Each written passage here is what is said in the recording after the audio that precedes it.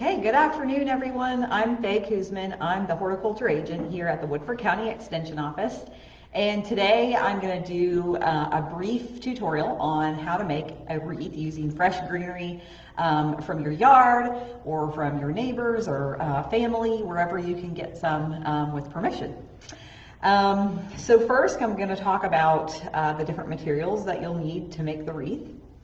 And you're going to start with a frame, and as you can see here, this is just a metal frame, which is probably the easiest to find, and it's very cheap and easy to find. You can look at any of your craft stores, even Dollar General, any of those places, the dollar store, Hobby Lobby, Michael's, any of those places you can find a wreath frame. There's a lot of different options, but this is probably the easiest and least inexpensive to use. And then you're going to want to have some wire. And this, I like to have green. This is just a silver wire, but it was what it was available that I had. But I like to have green, and you can have it on a spool like this, like a paddle spool, or they sell it in a round one like this. I like it in the paddle form so I can easily wrap. But there's many different options for wire. You just want to get it like this, and then you're going to want to have your pruners for collecting your greenery, and then once you get the greenery to your table, to be able to cut it in the sizes that you want. And then gloves. You want to have some gloves because of the sap in the greenery, and also just because some of it can be pretty pokey if you're using cedar or anything like that. It'll scratch up your hands, and with using sanitizer and everything, that can really hurt. So definitely want to have some gloves on hand. And then, of course, your greenery. And what I have here today is some boxwood, some holly, some pine, some spruce, which you can use any types of spruce. The most common that we'll find around here is Norway spruce and blue spruce. So what I have here is some Norway spruce, and then I just have some cedar or juniper. And that makes a great addition as well, and most everywhere you can find some cedar trees. So anything that you have on hand for greenery will work great. And I like to have a combination so I can mix it up as I'm making my bunches. So the first thing we're going to do is get our greenery and start cutting it to size. So the size you want to have it is about 8 inches, 8 to 9 inches, or another good reference is like from your elbow to your wrist is a good length. So as you can see, this is much longer than that. So I'm going to have to cut that shorter. And the reason you want to keep those fairly short is because if you have really long pieces, the wreath is going to get very floppy. So try to keep them in that 8 to 9 inch size. So you can do this quick measurement like that. And then I'm going to get spruce. And once you kind of know the size and start matching them up, then it's easier to cut. Get a few pieces of all of this, and then we'll start creating our bunch. So what you want to do, and I'm going to get my gloves on here so I don't get all sticky. So what you want to do is basically create kind of like a bouquet. And you're going to layer these on top of each other and create kind of like a fan with them. And so you want to fill it all in so that you can't see through it. So I'm going to keep filling in. And you want to have the top, you can use some uglier pieces in the back just to kind of fill in, and then put your prettier pieces in the front. So some of the pieces, even if they look like you should just throw them out, you can put them in. Some of these have a natural fan shape, so they work perfect to put along the back like that. And I really like boxwood, so I usually will put some of that on top. And then one more piece of this to fill in. And you have your nice fan shape. And you will place that right on top of the wreath like this, right where you have, oh, and I forgot to mention, to start off, I went ahead and tied off my wire, and I firmly just wrapped it around. You can do it anywhere on the wreath, but wrap it around real tight on there so that when you pull, it's not going to come off, and that's going to be where you start. So you're going to have your pinch point, which is your smallest point on the bunch, and that's where you're going to wrap around. And normally you want to wrap about 3 times to secure it. One extra time this time just for the first one. And then I'm going to create a couple more bunches to show you. Take this off.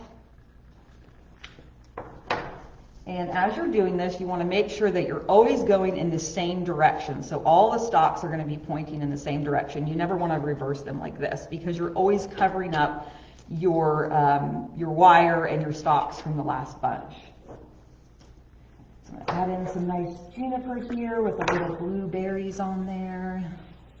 Some of my boxwood. A little bit of holly. Most of these I've already pre-cut to that 8-inch size, so I haven't had to do a lot of cutting right now, but initially I did have to cut quite a few of these to size.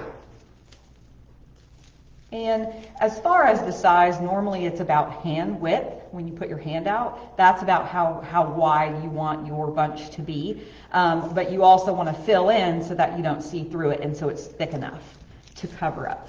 So then what I'm going to do is just simply lay this to cover the stalks and the wire from your last bunch. So we're just going to lay that over the top of the stalks from the last bunch. Then I'm going to take my wire and wrap it around 3 times. You can also pre-make the bunches and just wire them all and put them on after and not just have it all on the roll. You can have some pre-cut wire and just wrap each individual bunch. But I like to do it like this. It stays stronger if you're able to wrap with the wire rather than having individual pieces of wire that you wrap separately. But any way you want to do it works. And I'm going to do one more bunch to show you. This needs to be cut a little bit. Some pine on there. It smells so good in here. Put some of these across the back to hide some of the stalks.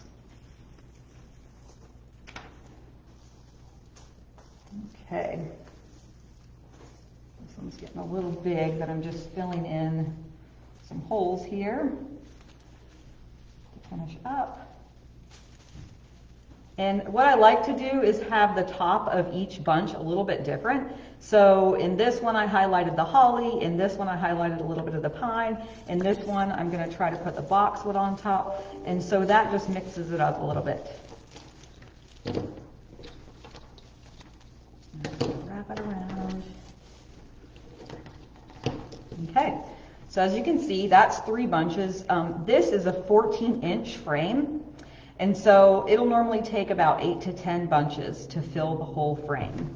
And I'm just going to keep going around and covering each bunch, and I'll show you now a wreath that this actually is a 16-inch frame, but this is one that I just have the final bunch that I'm going to show you how to put on, because that's a little bit trickier.